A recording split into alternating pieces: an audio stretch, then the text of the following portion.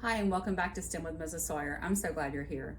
Thank you to those of you who have been able to complete the past challenges and who've been able to send in pictures and video of the things that you've created when completing these challenges at home. If you have an opportunity to complete the feedback form, that would be great. And as always, all of our newsletters and videos are available at any time on our website, and you can repeat or go back to old challenges anytime you'd like. This month, our challenge is the Tallest Tower Challenge. So I want to start by thinking about what a tower is.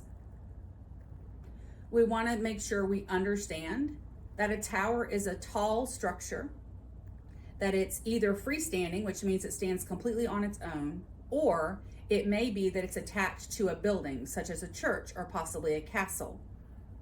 Towers can have many different purposes. They can be created for protection. So when castles had towers back in medieval times, the tower would be used to offer protection so that people could see out at long distances and see if someone was coming to attack the castle. Today, we have towers that work as satellite towers, cell phone towers. There are towers for electricity, all different types of purposes. Sometimes there are towers in certain places that are just for pleasure, for viewing, such as in New York. There are several towers where you can go out into a specific area in the city, and you can walk out onto an area where you can see all out into Central Park, for example, or another part of the city. So towers can be used for many different purposes, and you might want to do a little research on your own before you decide what type of tower you'd like to create.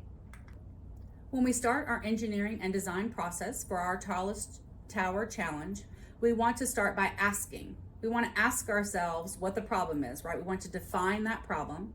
We want to empathize with those who may need to use our tower that we've created. So is someone going to need to use our tower for satellite service, for cell phone service, for viewing purposes? Is it for protection? Think about the people that would need to use your tower and how you can help them. Then think about what solution is needed in order to solve that problem.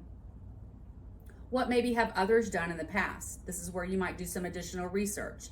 And then what limits do you have? Do you have limits on time, materials that you have available to you? Think about the limitations that you have that you will need to have in mind as you create your tower. Next, we have the imagine stage. This is our ideate or brainstorming stage. We're going to think of all the possible solutions that we can come up with to create the tallest tower, thinking about what we did in the ask stage. So the problem we want to solve, who's our tower going to serve, right? We're empathizing with the people that will need to use our tower.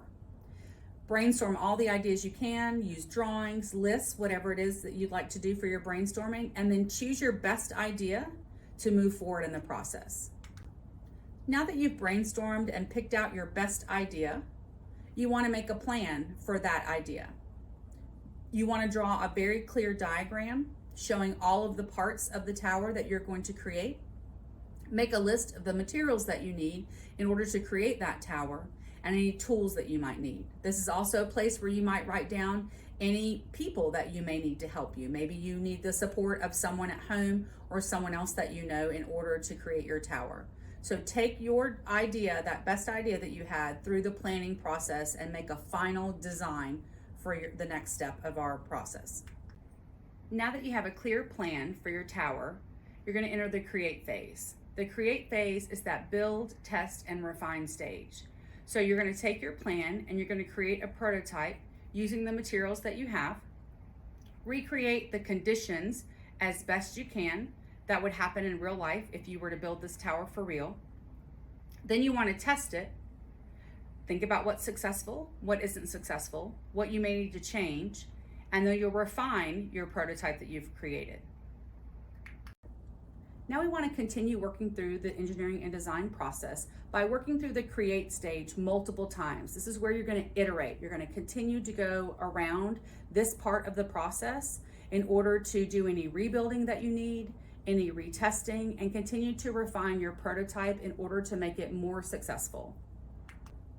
The tower challenge is a great one for take it further, right? You can see if you can make it taller. Can you make it stronger? Can it hold weight?